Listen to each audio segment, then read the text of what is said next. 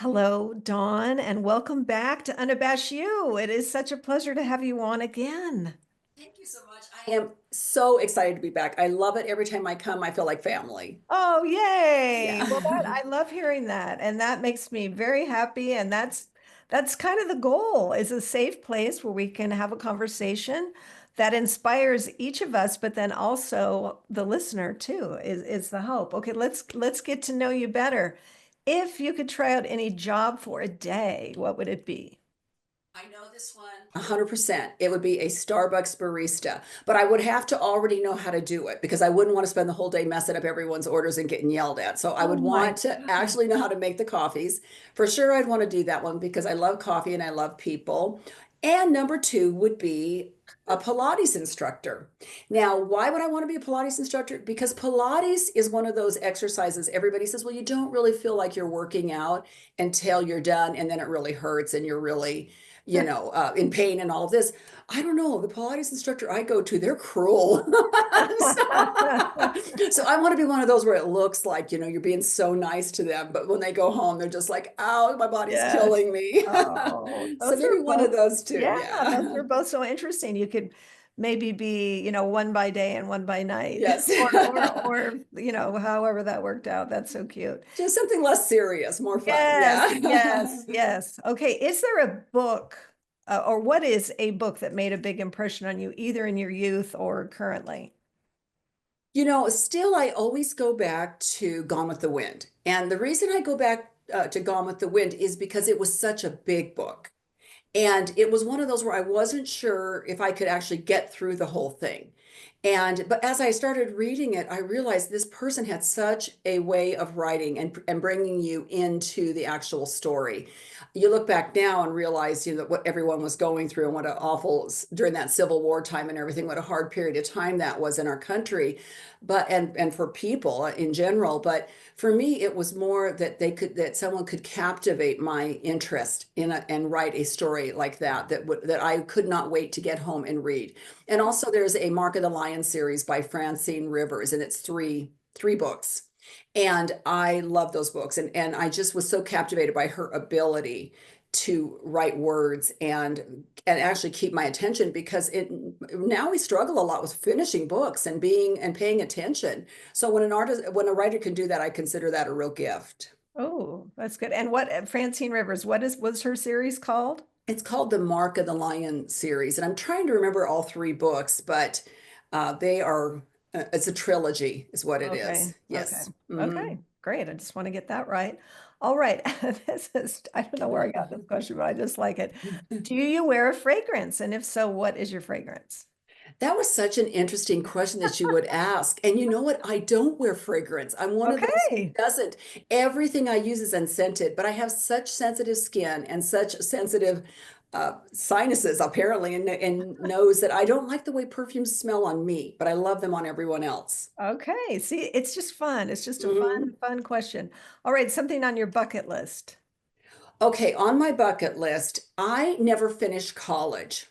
And I've always wanted to get my degree. My husband keeps wanting me to get a PhD. I think I'm a little old for that, but I would like to finish my degree.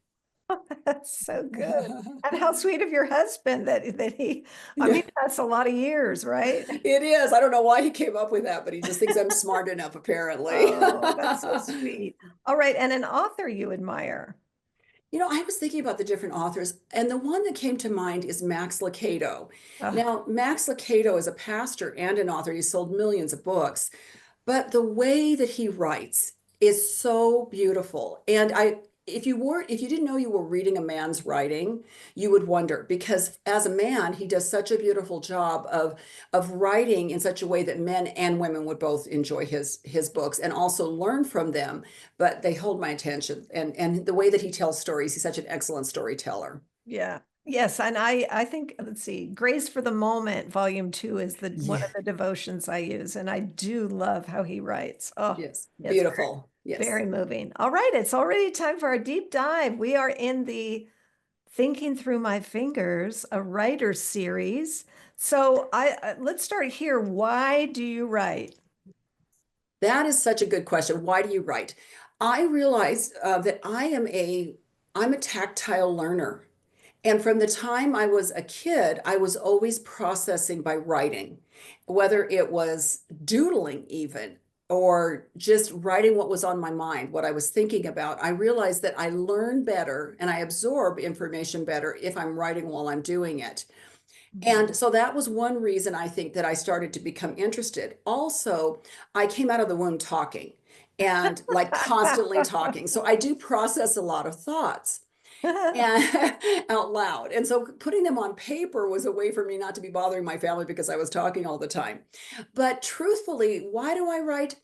I have to think that one of the interesting stories about why I started writing was in high school. Actually, it was I took an English lit class, and my teacher was her name was Mrs. Murphy, and for some reason we must have been studying poetry at this point. But she had this kind of goth, uh, she was blonde haired, long eyelashes, an ex dancer.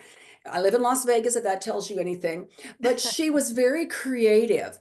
And so we would study like Edgar Allan Poe and these really dark type of poetry. And then this high school that I went to was right next door to the cemetery. And she would actually take us over to the cemetery with tracing paper and let us trace a tombstone and write our own epitaphs. I mean, Oh like, my she took gosh. us down to Wow. dark places. Well, it just happened that during that time, my parents were kind of going through a separation. Ultimately, they were divorced. There was just a lot of emotion around it all. And I started processing my emotions and my feelings through these kind of poems and things. And my teacher kept entering them into contests and they were Wow. winning. And she kept telling me, Dawn, you're a good writer. I want you to keep writing and you never stop writing because you're very good at it. And so, but I don't think anybody else took me seriously at all, but my teacher did. And so that kind of sparked in me something where I realized, hey, I can process what I'm feeling in a creative way and actually something that people will enjoy reading and relate to. And I love that the power of a teacher, not so much, not the power, I mean, the inspiration that a Yes, teacher can provide somebody that ends up being a building block from earlier on that we then take with us. I just find it so very inspirational. I'm yes, grateful to your teacher for pouring that into you. Wow, that's, yes, I am too. Very, very yeah. grateful. It's quite the story. Yeah. And I like what you said that you realize you can process what you're feeling creatively. Yes, Yeah, and I think a lot of people feel like, oh, I can't write. I'm not a writer, or no, I'm not an artist. I can't draw or whatever, or I'm not a singer. I can't sing. It's if you feel the nudge and you want to do it, do it. It doesn't, that's right. we're not all gonna, be hung in museums and win prizes and all of that. That's not the point. Anyway, I love that your teacher sparked that in you and you Yes. brought it with you for life. That is Hmm. really incredible. Okay, what about, do you have a process for writing? Is there a certain place, a certain way, any kind of rituals? Yes. Okay. Well, when I first started writing again, because I put it on a shelf for a long time, but when I first started writing again, I noticed I was most creative when I would wake up in the morning, like get a cup of coffee, and I'm a faith-based writer. I have a relationship with the Lord, so I do write often about my faith and how I see God in how He relates and how I relate to Him. And so when I would get up in the morning and I would just be spending time in prayer, reading the Bible, just talking to God, he would start to pour things out. And my husband always called it the crack of dawn writings because he said, you get up in the morning and you do this. How do you come up with this stuff in the morning? And I said, I think it's because my brain is clear. It's not, I'm not convoluted with all kinds of worries and things that I went to bed with or that are coming up throughout the day.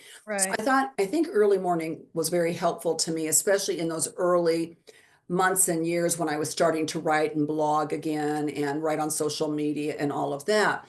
But to actually write big chunks, which is something different than writing a shorter blog or Right. social media type posts and those things, when I knew that I needed to write things like a Bible study that took a lot of time to prepare, or when I started writing my book, I realized that I had to set for me, I had to set out chunks of time because I wasn't somebody who could write on the go. I couldn't just be in my car and grab my phone and start talking into it and all of that because again, I needed my fingers to process.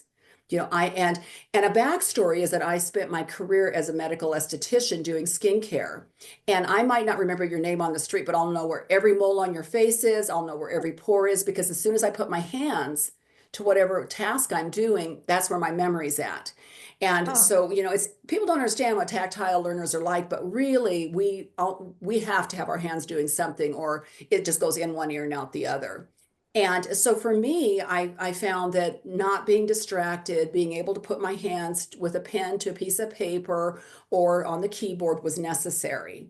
And so one of the things that I did that I learned technique wise was something called brain dumping or mind mapping, that type of a thing. But basically just kind of throwing out onto paper whatever it is that you're thinking about, like just getting it onto the paper. I'm not talking about writing it in any kind of meaningful sentences or anything, but let's say that I'm going to be writing a book and it would be on joy. Well, joy would be in the center of the circle. And then I would just start drawing legs off that circle of different things that bring me joy or what it affects my joy negatively. And what would I want to research? What happens to the brain when you're feeling joy or what happens to the brain when you're not happy? Those kind of things. And I could just throw that all on paper, right? And right. then go through and start looking at it and saying, now what here am I keeping? And I'm going to explore more deeply. And then what here am I getting rid of? Wow. Yeah. That And is, yeah, so that's the first thing I would do. And the second thing I would then do is start to put it in some kind of semblance of order. And I do use walls. I take my wall and and closet doors and things, and I put stickies on there so that I can kind of move things around and see what order I want it in. And once I get that, then I can kind of create an outline and go from there. But for me, it's just really kind of getting it out first and not letting anything keep me from, in other words, I don't want to look at it and prejudge something and say, that's not going to work. I'd rather just put it down and then visit it later. And that has helped me a lot. And then I start to process like, what is that A to Z story? What's that transformation that's going to take place during this time? And what do I hope that the reader will get at the end that maybe they didn't have when they first picked up the book that now they need at the end? And how are we going to get there? And that kind of helps me lay out the outline and then start going from there. wow, that is great. That's That's so just my great. brain on drugs, I guess. I don't No, no, know. that's so great and probably very helpful for those who might consider, wanting to write. How do we go about that? So let's see. Yes, so let's go to that question. What advice would you give for somebody that is considering writing? Well, I would consider, just like we talked about earlier, being an avid reader. Like, I think it's important to understand how your mind thinks. What type of books do you like to read? And then what type of books would you like to write? And I've always been somebody who wants the person to leave feeling encouraged after I'm done. I don't want them to feel depressed or hopeless. I want them to feel encouraged and hopeful when they're done reading anything that I've written. And Right. so, whether that, whatever that looks like. But I also came to find out that I'm a better storyteller than I realized. And Mm, that's been something that's been so now I'm starting to say, hey, do I want to toy with the idea of writing a fiction mm, piece of work as opposed right, because I do really enjoy creating and building characters and all of that. And I use that even when I write nonfiction because I want the reader to be able to be connected with it in some way. And so I'll either use a story from my own experience or a story maybe where it's somebody that I know what happened, but I use a different name, but I'm still right, building on that. And so I've realized that I like to do that. So I think it's really important that they figure out where their strengths are. Some people want to be a travel writer. Some want to do health and nutrition. It's like whatever it is that you want to do that you're passionate about is always a good place to start with writing. right. Because why go into something that you know nothing about at all and then just feel totally overwhelmed instead of at least having an interest in it? Oh, And then seeing like how can I build that story out, whether it's fiction or nonfiction, whether it's a memoir or it's a how-to, it still helps, especially if you're just first starting out, to have some sort of an interest in the subject or some sort of experience in it. yeah, interest or experience. That's good. Yeah. Yes. Um, what are you working? So you told us you were working on a devotional right now. Is that right? What are you working Yes. on right now? Okay, I have a few things going. So like I told you before, I do write Bible studies, and I've always been passionate about those. So I just finished writing one for the church, and I'm going to be doing another one. And I actually started writing this one before I wrote the book. So a lot of the research that went into the Bible study actually went into my book, which is From Guilt to Grace, Hope and Healing for Christian Moms of Addicted Children. And so, believe it or not, some of the research that I did to actually do the Bible study, I ended up learning so much that that was able to go into my book. Even though I didn't have it in mind to use that for the book, it ended up going into the book. And so now I want to finish that study, and I'm going to be doing that one for them in the fall. But I also started to realize that I've been writing so many devotions and so many affirmations and declarations and things that just when somebody is really feeling low, because I've been in those low places, and I've written so many of them, and I want to put them together. Oh, great idea. That's what I want to do. And how that will end up looking, because it's just kind of in the planning stages. But right now I feel like, they're all sitting on my computer with nowhere to go. So so I want to take a little bit of time, and I love devotions and I love devotionals. I really do. But I feel like there's something that people pick up, and then maybe they'll read it and then maybe they won't read it, and they'll return to it and then they'll put it away for a few weeks. I'm really hoping that whatever I write will be inspirational enough that they'll want to pick it up the next day, that it won't be, overwhelming, but it'll be something that they feel good about when they leave, and they'll want to pick it up the next day. So almost like getting up and taking your vitamins, it'll be, Right. yeah, food for the soul. Well, and I like that too, because you were talking earlier about the kind of writing you're drawn to, which is you can't wait to get back in it Right. whenever you Yes. have a moment or the next day or whatever Yes. that is. Okay, so and now we've talked about the book From Guilt to Grace before you've been Yes, on we the have. Yeah. show, and that is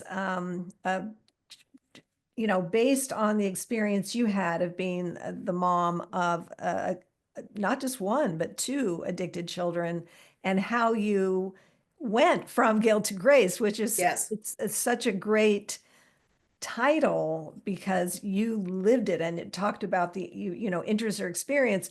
You had experience in this, and as I recall, you did not necessarily immediately want to be the one who was the go-to for this, and yet we see how it turned and you felt, I need to share this story.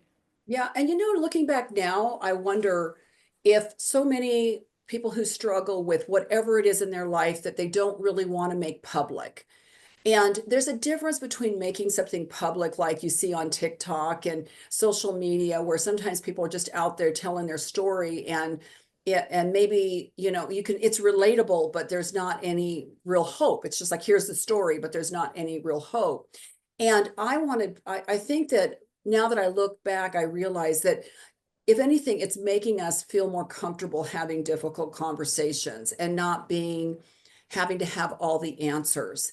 Because in my case, I wasn't one of those who could say, "Hey, look, I've arrived. My family's arrived. We're doing really well, and this is great." And I couldn't say that. I had to write from a place of, well, one of my sons is doing really well. One continued to struggle with mental health issues and just continued to kind of, go back and forth. And so it was, how can I be in a place where I can be okay and be doing the things that I'm doing that God's calling me to do, when maybe he's not doing as well as I had hoped.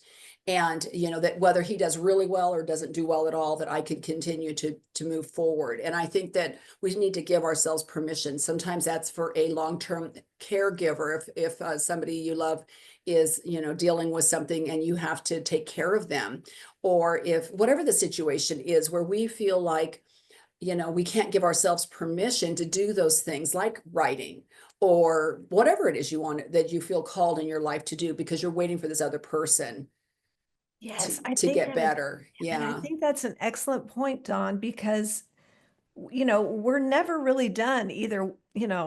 We're not done. Our family members are not done. Our kids, our husband, I mean, all those things. I think it's so commendable that you proceeded anyway, instead of having the perfect little bow tied up at the end right. of it all. You said it's still kind of messy, and Yes, that's life. And I think that's that life. even gives more credibility to your story and to the hope that you are inspiring in others, that you are willing to share from a very vulnerable place and transparent place that says, yeah, we're not done. We're not Right. done. We're still in it. But this is what I've learned. This is where I've been. This might Hmm. be helpful for you, to give you some hope.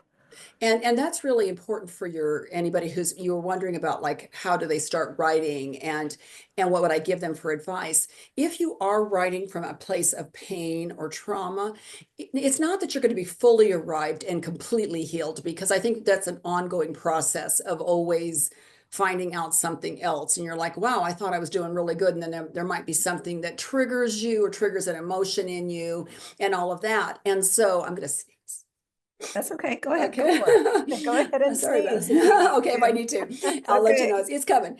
Okay, there we Oh, go. Sorry bless about that you, to your bless you. listeners. No, no, no, no, no, no. That's okay. But I think that to be in a good place, to be in a solid place before you start trying to write. Okay. Because when I was writing, it's very comfortable for me to write from a place of teaching from experience, because I can be like 1 degree removed from pain and all of that. But when you put that in front of a developmental editor, they're like, well, we need more of you in here. We need more of your stories. And if not, it just is like a news report, right? It's nothing that is really touching home for people.